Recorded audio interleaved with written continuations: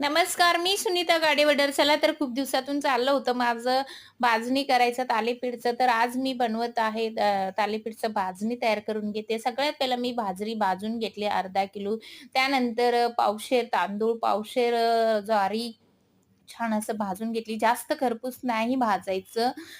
हलकं-हलकंच गरम करायचं. सगळ्यात धान्यांमध्ये सगळ्यात जास्त प्रमाण मी नाचणी घेतली कारण आम्हाला आपल्या स्त्रियांसाठी खूप फायदा असतात ते हाडांसाठी वगैरे. त्यामुळं मी असं आपल्याला भाकरी किंवा हे वगैरे आंबील वगैरे खाल्लं नाही जात. त्यामुळं असं काहीतरी वेगळं ह्याच्यात आपण ॲड करायचं असतं.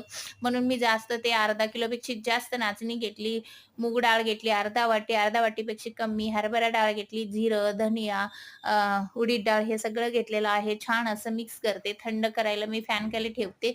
मस्त दळून आणते. दळून आणल्यानंतर एक दिवशी पराठा बनवताना टाकते. व्हिडिओ आवडला तर लाईक करा आणि सबस्क्राईब करायला विसरू नका.